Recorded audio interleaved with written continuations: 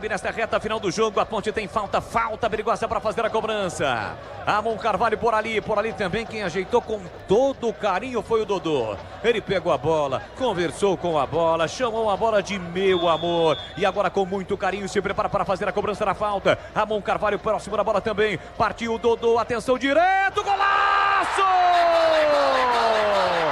Golaço da Macaca!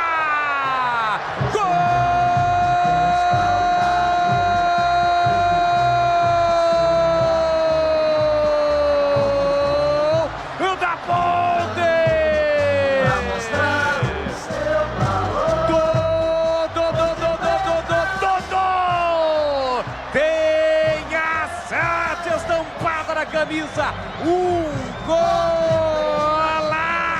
para empatar o jogo.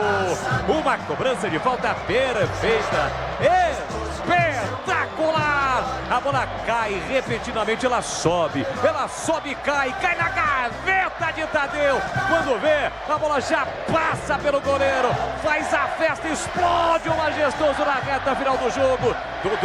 Dodô empata o jogo. A nação ponte-bretana faz a festa nas arquibancadas do Moisés Lucarelli.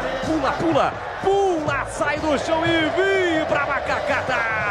Olha o povão festejando, olha a galera vibrando. Balançou a rede, é gol da Macaca. Dodô cobrando falta na bola parada. Dodô na marca de 42 minutos de bola rolando no segundo tempo. Solta o grito, grita comigo, nação ponte-bretana.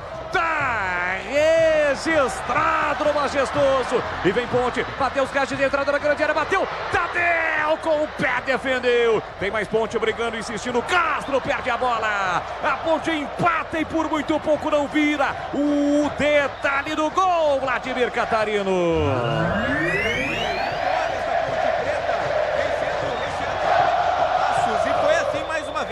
Cobrança perfeita do Dodô. Todo mundo esperava um cruzamento, ele surpreendeu. Mandou direto no ângulo do Tadeu, que pulou, se esforçou, mas não alcançou. Festa do torcedor ponte-bretano no majestoso, empata a Macaca 1-1.